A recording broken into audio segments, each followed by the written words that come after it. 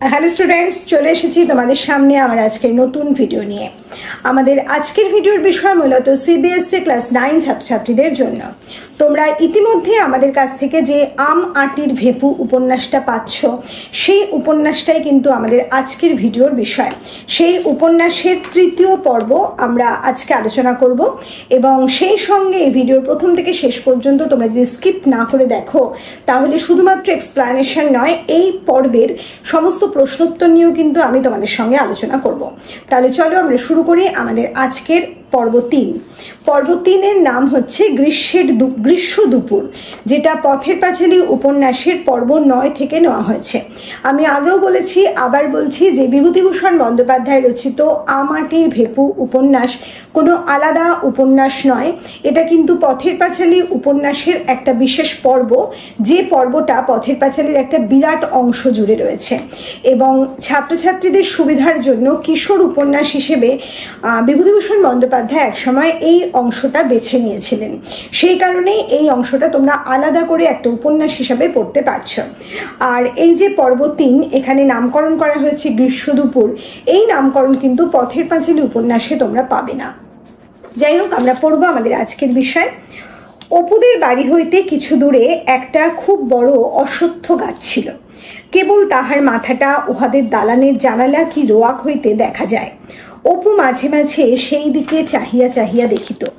যতবার সে চাহিয়া দেখে ততবার তাহার যেন অনেক অনেক অনেক দূরের কোনো দেশের কথা মনে হয়। কোন দেশ এ তাহার ঠিক ধারণা হইত না। কোথায় যেন কোথাকার দেশ, মায়ের মুখে ওইসব দেশের রাজপুত্রদের কথাই সে শোনে। অর্থাৎ এই যে অংশটা আমরা পড়তে শুরু করছি, প্রথমেই বুঝতে পারছি যে অপু, যে ছোট্ট ছেলেটার কথা আমরা এই উপন্যাসে পড়ছি, সে কিন্তু অত্যন্ত কল্পনাপ্রবণ একটা ছেলে, যে মায়ের মুখে রাজপুত্রদের গল্প শুনে বা সেই ঠাকুরমার ঝুলি বলো বা সেই পুরনো বিভিন্ন রামায়ণ মহাভারতের গল্প শুনে বিভিন্ন রকম রূপ কল্পনা করতে পারে। এবং তাদের বাড়ির কাছে যে অশ্বত্থ গাছ আছে, কিছুটা দূরে অশ্বত্থ গাছ আছে, সেই গাছের ওপারে যেন তার সেই রাজপুত্রদের দেশ বলে তার মনে হয়। কারণ কি, গাছের ওপারের অংশটা অপু দেখতে পায় না এবং সেই অংশটা সম্পর্কে তার কিছু জানা নেই, তার সম্পূর্ণ অজানা। ঠিক সেই কারণেই তার মনে হয় তার সেই কল্পনার দেশটা বোধহয় ওই অশ্বত্থ গাছের ওদিকেই আছে। যাই হোক, অনেক দূরের কথায় তাহার শিশু মনে একটা বিস্ময় মাখানো আনন্দভাবের সৃষ্টি করিত। এবং সর্বাপেক্ষা কৌতুকের বিষয় এই যে অনেক দূরের এই কল্পনা যখন তাহার মনকে অত্যন্ত চাপিয়া যেন কোথায় লইয়া গিয়া ফেলিয়াছে, ঠিক সেই সময় মায়ের জন্য তাহার মন বড় কেমন করিয়া উঠিত। হঠাৎ তাহার মনে হইত যেখানে সে যাইতেছে সেখানে তাহার মা নাই। অমনি মায়ের কাছে যাইবার জন্য মন আকুল হইয়া পড়িত। কতবার যে এরকম হইয়াছে, আকাশের গায়ে অনেক দূরে ছোট্ট হইয়া নীলুদের তালগাছের উঁচু মাথাটা পিছনে ফেলিয়া যেমন উড়ন্ত চিলটা দৃষ্টিপথের বাহির হইয়া যাইত, অমনি সে চোখ নামাইয়া লইয়া বাহির বাড়ি হইতে এক দৌড়ে রান্নাঘরের দাওয়ায় উঠিয়া গৃহকার্যরত মাকে জড়াইয়া ধরিত। মা বলিত, দেখো দেখো ছেলের কাণ্ড দেখো, ছাড় ছাড়, দেখছিস সকরি হাত? সকরি মানে এঁটো হাত। ছাড়ো মানিক আমার, সোনা আমার, তোমার জন্য এই দেখো চিংড়ি মাছ ভাজছি। তুমি যে চিংড়ি মাছ ভাজা ভালোবাসো, হ্যাঁ দুষ্টুমি করো না, ছাড়ো। এই যে অংশটা আমরা দেখছি, মানে অপু যে অত্যন্ত শিশু, তার মন জুড়ে তার একমাত্র আশা ভরসার জায়গা তার মা। তার মায়ের জন্য বড় মন কেমন করে। কখন সেই উপলব্ধিটা হয় তার? যখন সে তার কল্পনায় অনেক দূরে চলে যায়, অর্থাৎ দৃষ্টিপথ থেকে ওই যে অশ্বত্থ গাছটা তার দৃষ্টিপথের সামনে আছে, সেই অশ্বত্থ গাছটা পার হয়ে সে যখন অনেকটা দূরে চলে যায়, সেই সময় তার হঠাৎ মনটা কেমন করে ওঠে। কারণ তার মনে হয় সে বাড়ি ছেড়ে অনেক দূরে তার মার সাথে নয়, একা একা চলে যাচ্ছে। আর ঠিক সেই সময় তার মায়ের কথা বড় বেশি মনে হয় এবং সেই সময় সে ছুটতে বাড়ির ভেতর চলে আসে এবং কর্মরত মাকে জড়িয়ে ধরে। মা তখন কাজ করছে এঁটো হাত, তাকে বলে যে ছেড়ে দাও মানিক আমার, তোমার জন্য চিংড়ি মাছ ভাজছে। কিন্তু কোনো প্রলোভনেই সে দুষ্টুমি ছাড়ে না, সে মাকে জড়িয়ে ধরে যেন আশ্রয় খোঁজে। আহারাতের পর দুপুরবেলা তাহার মা কখনো কখনো জানালার ধারে আঁচল পাতিয়া শুইয়া ছেঁড়া কাশিদাসী মহাভারতখানা সুর করিয়া পড়িত। বাড়ির ধারে নারকেল গাছটাতে শঙ্খচিল ডাকিত। অপু নিকটে বসিয়া হাতের লেখা ক খ লিখিতে লিখিতে এক মনে মায়ের মুখে মহাভারত, বিশেষত কুরুক্ষেত্রের যুদ্ধের কথা শুনিতে শুনিতে তন্ময় হইয়া যায়। বেলা পড়িলে মা গৃহকার্যে উঠিয়া গেলে সে বাহিরে আসিয়া রোয়াকে দাঁড়াইয়া দূরে সেই অশ্বত্থ গাছটার দিকে একদিন চাহিয়া দেখে। কর্ণ যেন ওই অশ্বত্থ গাছটার ওপারে আকাশের তলে অনেক দূরে কোথায় এখনো মাটি হইতে রথের চাকা দুই হাতে প্রাণপণে টানিয়া তুলিতেছে, রোজই তোলে রোজই তোলে।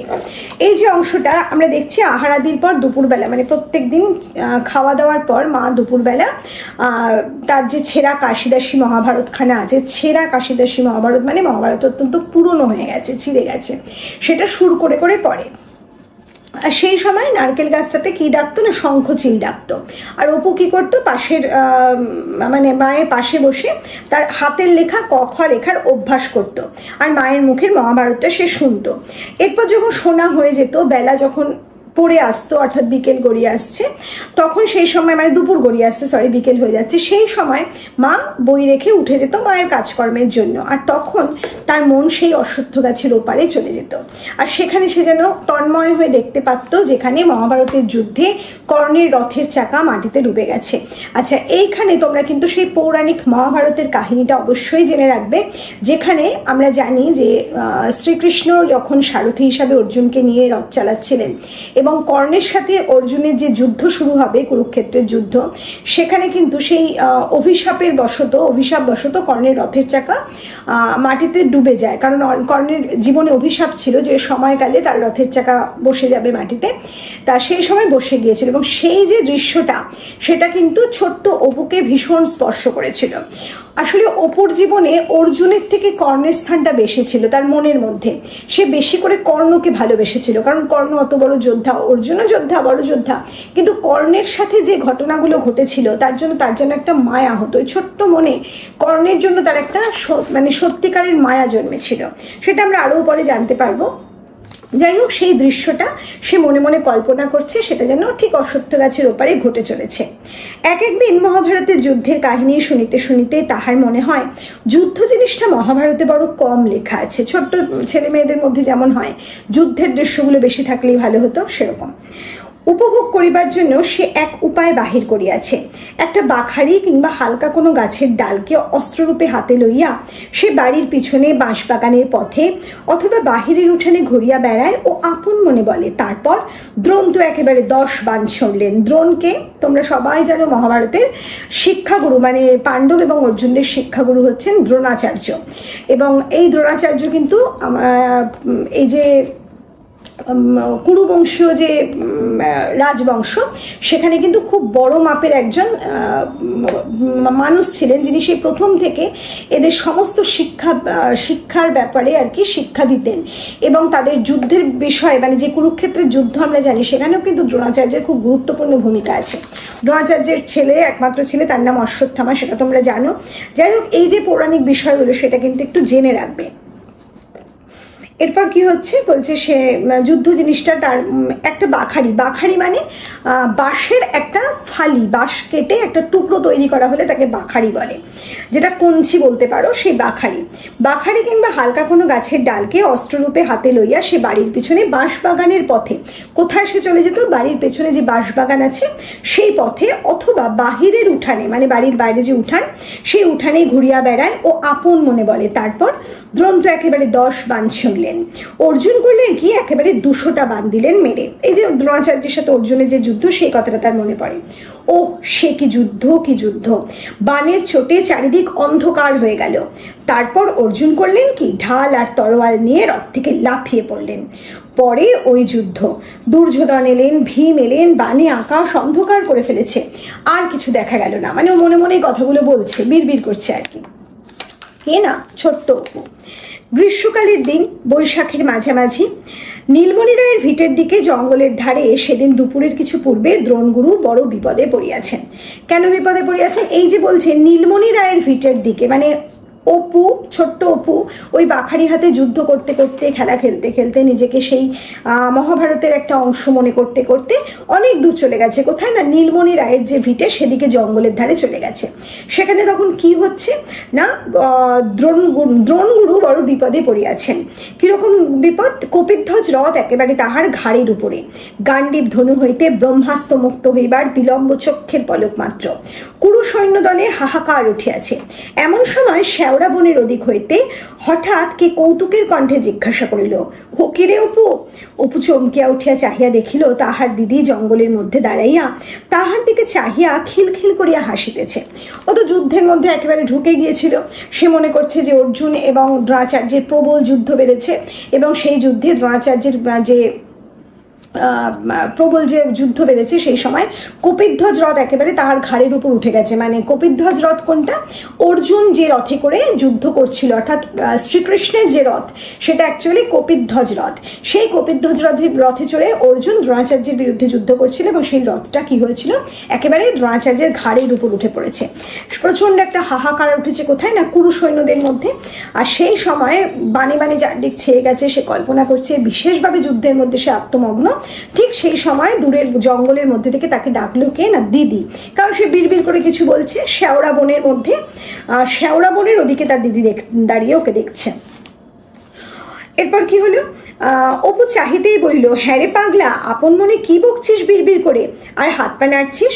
পরে সে ছুটিয়া আসিয়া সস্নেহে ভাইয়ের কচি গালে চুমু খাইয়া বলিল, পাগল কোথাকার একটা পাগল, কি বকছিলি রে আপন মনে? অপু লজ্জিত মুখে বারবার বলিতে লাগিল, যা বকছিলাম বুঝি, আচ্ছা আচ্ছা যা। অবশেষে দুর্গা হাসি থামাইয়া বলিল, আয় আমার সঙ্গে। ছোট্ট অপু লজ্জা পেয়ে গেছে, কারণ তাকে পাগলের মতো বকতে দেখে ফেলেছে দিদি। এরপর তারা দুজনে মিলে কোথাও একটা যাচ্ছে। পরে সে তাহার হাত ধরিয়া বনের মধ্যে লইয়া চলিল। দুর্গা তাকে কোথায় নিয়ে যাচ্ছে? বনের মধ্যে নিয়ে যাচ্ছে। খানিক দূর গিয়া হাসি মুখে আঙুল দিয়া দেখাইয়া বলিল, দেখছিস কত নোনা পেকেছে, এখন কি করে পারা যায় বল দেখি। নোনা একটা বিশেষ ফল, সেই ফলটা পেকে গেছে বলে ওরা পেরে খাওয়ার ফন্দি করছে, মানে দুর্গা করছে। অপু বলিল, উফ অনেক রে দিদি, একটা কঞ্চি দিয়ে পারা যায় না? দুর্গা বলিল, তুই এক কাজ কর, ছুটে গিয়ে বাড়ির মধ্যে থেকে আকুশিটা নিয়ে আয় দেখি। আকুশি মানে একটা বড় বাঁশের একটা বাঁশ বা বড় কঞ্চির মধ্যে সরু করে তার বেঁকিয়ে আকুশি তৈরি করা হয়। বলছে আকুশি দিয়ে টান দিলে পড়ে যাবে, দেখিস এখন। অপু বলিল, তুই এখানে দাঁড়া দেখি, আমি আনছি।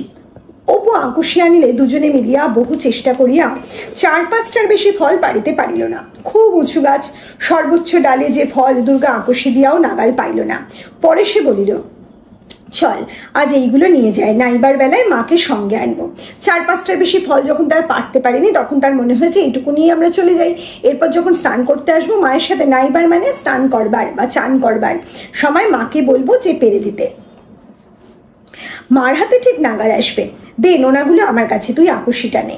নোলক পড়বি? একটা নিচু ঝোপের মাথায় ওর কলমি লতায় সাদা সাদা ফুলের কুঁড়ি ছিঁড়তে লাগিল। কি লতা? ওর কলমি লতা। এই নামগুলো কিন্তু অবশ্যই মনে রাখবে, তোমাদের অবজেক্টিভ টাইপের যে এমসিকিউ আসে সেখানে কিন্তু এই ছোট ছোট প্রশ্নগুলো তোমরা পেতে পারো। আর ফুল ছিঁড়ে কি করলে বলিল, এদিকে সরে আয়, নোলক পরিয়ে দিই। তাহার দিদি ওর কলমি ফুলের নোলক পরিতে ভালোবাসে। বন জঙ্গল সন্ধান করিয়া সে প্রায় খুঁজিয়া আনিয়া নিজে পড়ে ও ইতিপূর্বে কয়েকবার অপুকেও পড়াইয়াছে। অপু কিন্তু মনে মনে নোলক পড়া পছন্দ করে না। তাহার ইচ্ছা হইল বলে নোলকে তাহার দরকার নাই। মানে অপু তো নিজেকে, মানে সে যেহেতু ছেলে তার মধ্যে সেরকম একটা ব্যাপার আছে, আমি কি মেয়ে যে আমি নোলক পরবো? তার ইচ্ছা করে না, দিদিকে বলতে ইচ্ছা করে যে না আমি পরবো না। কিন্তু দিদিকে চটাইবার ইচ্ছা তাহার আদৌ নাই, কিন্তু দিদিকে চটাইবার ইচ্ছা তাহার আদৌ নাই। এই যে লাইনটা ইম্পর্টেন্ট একটা লাইন, এর থেকে প্রশ্ন হতে পারে কেন দিদিকে চটাইবার ইচ্ছা নাই, কোন প্রসঙ্গে বলা হচ্ছে। যাই হোক, দিদিকে চটাইবার ইচ্ছা নাই কারণ দিদি বন জঙ্গল ঘুরিয়া কুলটা, ফলটা, জামটা, নোনাটা, আমড়াটা সংগ্রহ করিয়া তাহাকে লুকাইয়া পাইয়া দেয়, লুকাইয়া খাওয়ায়। এমন সব জিনিস জুটাইয়া আনে যাহা হয়তো কুপথ্য হিসাবে উহাদের উভয়েরই খাইতে নিষেধ আছে। কাজে অন্যায় হইলেও দিদির কথা না শোনা তাহার সাহসে কুলায় না। কেন দিদিকে চটাতে চায় না তাহলে অপু? আসলে অনেক কিছু জিনিসপত্র আছে, গাছগাছড়ার থেকে ফল আছে বা বিভিন্ন কিছু জিনিস আছে যেগুলো অপুর মা হয়তো খেতে না করে, কারণ সেগুলো কুপথ্য। পথ্য হচ্ছে খাদ্য, মানে অসুস্থ হলে যে খাবার দেওয়া হয় তাকে পথ্য বলে আসলে, কিন্তু সেগুলো শরীরের পক্ষে ক্ষতিকর মা মনে করেন, এবং সেগুলো খেতে দেয় না, কিন্তু সেগুলো অপুকে একমাত্র দিদি লুকিয়ে লুকিয়ে এনে দেয়। কাজে দিদিকে চটালে সেগুলো সে পাবে না, সেগুলো দিদিকে চটানোর সাহস তার হয় না। দুর্গা একটা কুঁড়ি ভাঙিয়া সাদা জলের মতো যে আঠা বাহির হইল, তাহার সাহায্যে অপুর নাকে কুড়িটি আটিয়া দিল। মানে ফুলের যে আঠা, সেই আঠা দিয়ে ওই কুড়িটি, মানে ফুলটা আটকে দিচ্ছে, ফুলের কুড়িটা। নিজেও একটা পড়িল, পরে ভাইয়ের চিবুকে হাত দিয়া মুখ নিজের দিকে ভালো করিয়া ফিরাইয়া বলিল, দেখি কেমন দেখাচ্ছে, বাহ বেশ হয়েছে, চল মাকে দেখাই গে। অপু লজ্জিত মুখে বলিল, না দিদি চল না, খুলে ফেলিস না যেন, বেশ হয়েছে। বাড়ি আসিয়া দুর্গা নোনা ফলগুলো রান্নাঘরের দাওয়ায় নামাইয়া রাখিল। সর্বজয়া রাঁধিতে ছিল, দেখিয়া খুব খুশি হইয়া বলিল, কোথায় পেলি রে? তাহলে অপু দুর্গা যখন ফিরে এলো তখন সর্বজয়া কি করছিল? রান্না করছিল। সে জিজ্ঞেস করছে, নোনা কোথায় পেলি? মানে সর্বজয়ারও ভালো লেগেছে, নোনা এনেছে। দুর্গা বলিল, ওই লিচু জঙ্গলে অনেক আছে, কাল গিয়ে তুমি পারবে মা? এমন পাকা, একেবারে সিঁদুরের মতো রাঙা। সে আড়াল ছাড়িয়া দাঁড়াইয়া বলিল, এদিকে দেখো মা। অপু নোলক পড়িয়া দিদির পিছনে দাঁড়াইয়া আছে। সর্বজয়া হাসিয়া বলিল, ও মা, ও আবার কে রে? কে, চিনতে তো পারছি নে। মানে একটু মজা করছে ছেলের সাথে। অপু লজ্জায় তাড়াতাড়ি নাকের ডগা হইতে ফুলের কুঁড়ি খুলিয়া ফেলিল, বলিল, ওই দিদি পরিয়ে দিয়েছে। দুর্গা হঠাৎ বলিয়া উঠিল, চল রে অপু, ওই কোথায় ডুগডুগি বাজছে, চল, বাঁদর খেলাতে এসেছে ঠিক, শিগগিরি আয়। আগে আগে দুর্গা ও তাহার পিছনে পিছনে অপু ছুটিয়া বাড়ির বাহির হইয়া গেল। সম্মুখের পথ বাহিয়া বাঁদর নয়, ওপাড়ার চিনিবাস ময়রা মাথায় করিয়া খাবার ফেরি করিয়া করিতে বাহির হইয়াছে। আচ্ছা, ময়রার নাম কি না? চিনিবাস ময়রা মাথায় করে খাবার ফেরি করতে বাহির হইয়াছে। মানে বাদর বলে যেটা ভুল করছিল, বাদর খেলা দেখাতে এসেছে তা নয়। চিনিবাস হরিহর রায়ের দুয়ার দিয়া গেলেও এই বাড়ি ঢুকিল না। রায় বলতে হরিহর রায়ের দুয়ার আর কি, মানে অপুর বাবার নাম হরিহর। বলছে হরিহর রায়ের দুয়ার দিয়ে গেলেও এ বাড়িতে ঢুকবে না, কারণ সে জানে এ বাড়ির লোক কখনো কিছু কেনে না, কারণ অপুরা তো অত্যন্ত দরিদ্র, তারা কিনবে কি করে মিষ্টি। তবুও দুর্গা ও অপুকে দরজায় দাঁড়াইয়া থাকিতে দেখিয়া জিজ্ঞাসা করিল, চাই নাকি? দুটো বাচ্চা দাঁড়িয়ে আছে, স্বাভাবিকভাবে জিজ্ঞেস করেছে, তোমাদের কি চাই? অপু দিদির মুখের দিকে চাহিল। দুর্গা চিনিবাসের দিকে ঘাড় নাড়িয়া বলিল, না। চিনিবাস ভুবন মুখুজ্জির বাড়ি গিয়া মাথায় রেকাবি নামাইতেই বাড়ির ছেলেমেয়েরা কলরব করিতে করিতে তাহাকে ঘিরিয়া দাঁড়াইল। কোথায় গিয়ে তার মাথার রেকাবি নামালো? না, ভুবন মুখুজ্জের বাড়িতে। ভুবন মুখুজ্জে অবস্থাপন্ন মানুষ, সেখানে ছেলেমেয়েরা কলরব করতে করতে তাকে ঘিরে দাঁড়ালো। ভুবন মুখুজ্জে অবস্থাপন্ন লোক, বাড়িতে 5-6টা গোলা আছে, মানে ধানের গোলা যাকে বলে। ভুবন মুখুজ্জের স্ত্রী বহুদিন মারা গিয়াছেন, বর্তমানে তাহার সেজ ভাইয়ের বিধবা স্ত্রী সংসারের কর্ত্রী। তাহলে ভুবন মুখুজ্জির বাড়িতে কে কর্ত্রী সেটাও কিন্তু মাথায় রাখবে ছোট্ট অবজেক্টিভ প্রশ্নের জন্য, যে তার সেজ ভাইয়ের যে বিধবা স্ত্রী, সেই বয়স 40-এর ওপর হইবে। তার বয়স কত? 40-এর বেশি। অত্যন্ত কড়া মেজাজের মানুষ বলিয়া তাহার খ্যাতি আছে। খ্যাতি বলতে গ্রামে কুখ্যাতি আছে। সেজ বউ একখানা মাজা পিতলের সরাই করিয়া চিনিবাসের নিকট হইতে মুরকি, সন্দেশ, বাতাসা দশহারা পূজার জন্য লইলেন। কি কি নিয়েছিল সেজ বউ সেটা কিন্তু মাথায় রাখবে। ভুবন মুখুজ্জের ছেলে মেয়ে ও তাহার নিজের ছেলে সুনীল সেখানে দাঁড়াইয়াছিল, তাহাদের জন্য খাবার কিনিলেন। ভুবন মুখুজ্জের ছেলে মেয়ের সঙ্গে তার নিজের ছেলে দাঁড়িয়েছিল, অর্থাৎ ভুবন মুখুজ্জের ভাইয়ের ছেলের নাম কি? তাহলে সুনীল। এরপর সেজ ভাইয়ের ছেলে অপুকে সঙ্গে লইয়া দুর্গা চিনিবাসের পিছন পিছন ঢুকিয়া উঠানে আসিয়া দাঁড়াইয়া আছে দেখিয়া সেজ বউ নিজের ছেলে সুনীলের কাঁধে হাত দিয়া একটু ঠেলিয়া দিয়া বলিলেন, যাও না, রোয়াকে উঠে গিয়ে খাও না, এখানে ঠাকুরের জিনিস মুখ থেকে ফেলে এঁটো করে বসবে। আসলে দুটো ছেলে এসে দাঁড়িয়ে আছে, ওরমভাবে তাকিয়ে আছে, মা হিসাবে সে ছেলেকে সরিয়ে দিতে চাইছে। আর একটু হিংসুটে, সেটা বোঝাই যাচ্ছে যে অন্য অপরের ছেলে, তাকে আমি দেবো কেন, এই মনোভাব। অর্থাৎ মন হিসাবে তার মনের মধ্যে কোনো দয়া মায়া বা মমত্ববোধ নেই। চিনিবাস রেকাবি মাথায় তুলিয়া পুনরায় অন্য বাড়ি চলিল। দুর্গা বলিল, আয় অপু, চল দেখি কে টুনুদের বাড়ি। ইহারা সদর দরজা পার হইতেই সেজ বউ মুখ ঘুরাইয়া বলিয়া উঠিলেন, দেখিতে পারিনি বাপু, ছুরিটার যে কি হ্যাংলা স্বভাব, নিজের বাড়ি আছে, গিয়ে বসে কিনে খেগে না, তা না লোকের দৌড়ে দৌড়ে যেমনই মা তেমনই ছা। ইহাদের বাড়ির বাহির হইয়া দুর্গা ভাইকে আশ্বাস দেবার সুরে বলিল, চিনিবাসের ভারী তো খাবার, বাবার কাছ থেকে দেখিস রথের সময় 4টে পয়সা নেব, তুই দুটো আমি দুটো, তাই তুই আমি মুরগি কিনে খাবো। খানিকটা পরে ভাবিয়া ভাবিয়া অপু জিজ্ঞাসা করিল, রথের কতদিন আছে রে দিদি? ছোট্ট অপু ভাবছে রথের দিন মুরগি কিনে খাবে বলেছে দিদি, তাহলে রথ কতদিন বাকি সে জিজ্ঞেস করছে। এই যে অংশটা এখানে কিন্তু আমরা সাংঘাতিকভাবে হরিহর রায়ের একটা দরিদ্রের যে পরিবার, সে পরিবারের ছবি দেখতে পাই। ছোট্ট দুটো বাচ্চা শিশু অপু এবং দুর্গার বয়সে এমন কিছু বেশি নয়। কাজে এই যে অপু দুর্গা, তাদের খেতে ইচ্ছা করছে বাইরের যে ওই চিনিবাসের যে মিষ্টি মুরগি বাতাসা, সেগুলো কিন্তু সেই খাবার পয়সা তাদের নেই। এবং সে সোজা যাচ্ছে কোথায় না, পেছন পেছন চিনিবাসের সাথে ওই ভুবন মুখুর্জির বাড়িতে। সেখানে তার সেজ বৌমা, যে মুখুর্জির সেজ বৌমা, তার স্বভাব খুব একটা ভালো না। সে অত্যন্ত রাগী প্রকৃতির এবং তার অন্য ছেলেদের প্রতি যে দয়া মায়া কিছু আছে তা একেবারেই নেই। বরঞ্চ অপু দুর্গার যে দুর্গা যে অপুকে নিয়ে তার বাড়ি পর্যন্ত এসেছে এবং এভাবে দাঁড়িয়ে আছে খাবারের সামনে, সেটা দেখে সে দুর্গাকে হ্যাংলা বলছে। অতএব এই যে পরিস্থিতি, এখান থেকে গ্রাম্য সমাজের একটা দিক যেমন আমরা দেখতে পাচ্ছি, সেই সময়ের সঙ্গে সঙ্গে সেই দারিদ্র্যের ছবিটাও আমরা দেখতে পাচ্ছি এবং সেই সঙ্গে ধনের ছবিও দেখতে পাচ্ছি। অর্থাৎ গ্রাম্য পরিবেশে শুধুমাত্র দরিদ্র মানুষই যে বাস করতো তা কিন্তু নয়। এই যে ভুবন মুখুজ্জে, তারা যথেষ্ট অবস্থাপন্ন মানুষ, তাদের 6টা গোলা ছিল, ধানের গোলা ছিল, এবং সেখান থেকে তাদের যা রোজগার হয় তাদের খেয়ে পড়েও অনেক বেশি পরিমাণে থাকে, তাই চিনিবাসের থেকে তারা সামর্থ্য অনুযায়ী সংগ্রহ করতে পারে, কিন্তু তারা কাউকে দেয় না, দান করে না। আর অপু দুর্গাকে আমরা দেখছি, তার খেতে ইচ্ছা করছে ঠিক, কিন্তু তার ভাইয়ের জন্য মন কেমন করে, তাই তার মনে হয় যে ভাইয়ের বোধহয় মন খারাপ হয়ে গেল, তাই জন্য সে ভাইকে স্তোক দিচ্ছে যে আমরা যখন রথ আসবে তখন বাবার থেকে 2 পয়সা 4 পয়সা নিয়ে আসবো, নিয়ে এসে আমি আর তুই মুরগি কিনে খাবো।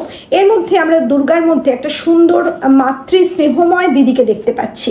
দিদির মধ্যেও মায়ের একটা রূপ দেখা যায়। আগেকার দিনে দেখা যেত যে খুব ছোট ছোট ছেলে মেয়েকে রেখে যখন মা মারা যেতেন, তখন কিন্তু যে বড় দিদি সে কিন্তু ছোট ছোট ভাই বোনদের একেবারে মায়ের মতো স্নেহ দিয়ে মানুষ করতো বা ভালোবাসা দিত।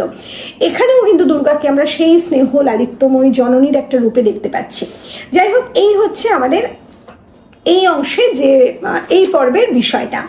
এবার এই পর্ব থেকে কিন্তু তোমাদের ছোট ছোট প্রচুর প্রশ্ন হতে পারে, যেমন অপু দুর্গা দুজনে ওই বাদর খেলা দেখতে গিয়ে কি দেখতে পেল, চিনিবাস নিয়ে যাচ্ছিল সেই বিষয়টা, চিনিবাসের নামটা, তারপর দুর্গা মহাভারতের কোন অংশটা বেশি ভালোবাসতো, কুরুক্ষেত্রের যুদ্ধের অংশটা, কার রথের চাকা মাটিতে পড়ে গিয়েছিল, কিংবা কোন পৌরাণিক কাহিনী আমরা এই গল্পে পাচ্ছি।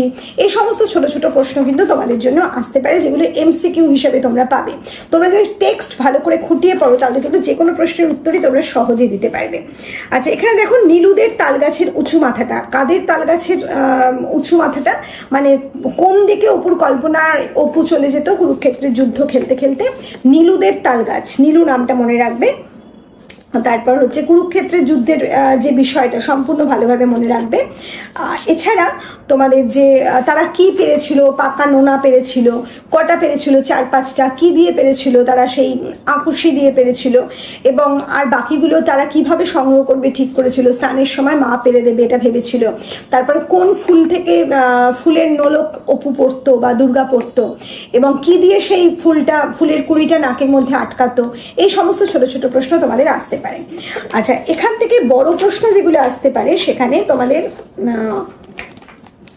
দেখো, ঠিক সেই সময় মায়ের জন্য তাহার মন বড় কেমন করিয়া উঠিত। কোন প্রসঙ্গ, সেই সময় কোন প্রসঙ্গে কথা বলা হয়েছে, কে বলেছে, কার মায়ের জন্য মন কেমন করতো, কেন করতো, এই প্রশ্নটা আসতে পারে। আমি কিন্তু আনসার পড়ানো এক্সপ্লানেশনের সময় বলে দিয়েছি। তারপর দেখো, ছাড় দেখছি সক্রিহাত, ছাড়ো মানিক আমার, সক্রিহাত মানে কি, কে কাকে কথা বলেছে, কেন সেই কথা বলেছে, সে কি করছিল, এই সমস্ত প্রশ্ন আসতে পারে। তারপর দেখো,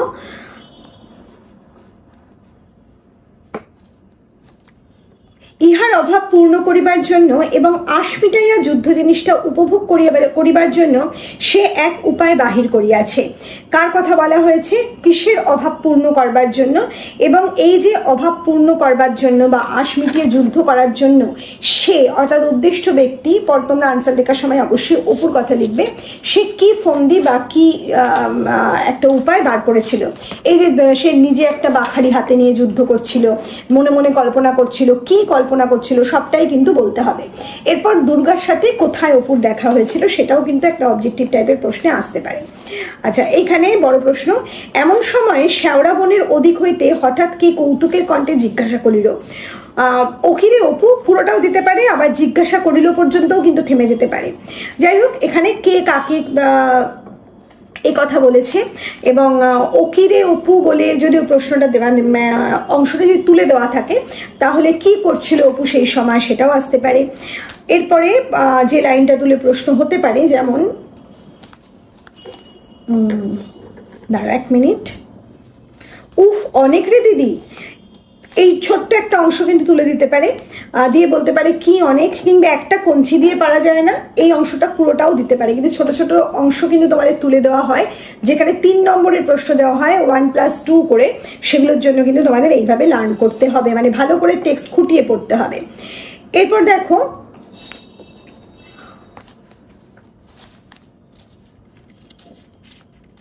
দুর্গা একটা কুড়ি ভাঙিয়া সাদা জলের মতো আটা, এই যে অংশটা, এই অংশটা থেকে যে কোনো লাইন তুলে প্রশ্ন হতে পারে, মানে কিভাবে কি পড়ছিল নোলক সমস্ত কিছু, সেটা কিন্তু যে কোনো লাইন তুলে হতে পারে। এটা হতে পারে ও মা ও আবার কে রে, কে চিনতে তো পারছি না, কে কাকে বলছে, কেন চিনতে পারছে না, কেন সে কথা বলেছে, কেন বলেছে, কেন চিনতে পারছে না সেটা বিস্তারিত তোমরা পারবে, কিন্তু কেন সে কথা বলেছে, অপু তো ছোট্ট, অনেকটাই ছোট, সেই জন্য তার সাথে মজা করবার জন্য মা এই কথা দুর্গাকে বলেছে। এরপর দেখো, কারণ সে জানে এ বাড়ির লোক কখনো কিছু কেনে না, সে বলতে কাকে বোঝানো হয়েছে এবং এ বাড়ির লোক বলতে কাদের বোঝানো হয়েছে, সে কেন এ কথা জানে, মানে এই যে এ বাড়ির লোক কেনে না, কেন কেনে না, এই কেন কেনে নার উত্তরে বলতে গেলে কিন্তু হরিহরের যে পেশা, হরিহর যে সামান্য রোজগার করে তাতে যে তাদের খুব ভালোভাবে সংসার চলে না, সেটা কিন্তু তোমাদের উল্লেখ করতে হবে। এরপর দেখো, ভুবন মুখুজ্জে অবস্থাপন্ন লোক, বাড়িতে 5-6টা গোলা আছে। ভুবন মুখুজ্জে কে, কোন প্রসঙ্গে লেখক এ কথা বলেছে, সেই সমস্ত কথা তোমাদের প্রশ্নে আসতে পারে।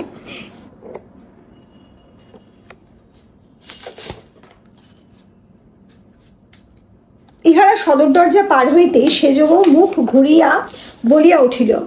এই বলিয়া উঠিল অবধি কিন্তু নয়, এখান থেকে প্রশ্ন হতে পারে, দেখতে পারি নে বাপু ছুরিটার যে কি হ্যাংলা স্বভাব, এইটুকু লাইন তুলে দেওয়া হতে পারে। এখানে বক্তব্যটা কে করেছে, কার সম্পর্কে করেছে, ছুরিটা বলতে কাকে বোঝানো হয়েছে, কেন তাকে হ্যাংলা বলা হয়েছে, কেন হ্যাংলা বলা হয়েছে বলতে গেলে পুরো চিনিবাসীর জায়গা থেকে পরিষ্কার পুরোটা বলতে হবে।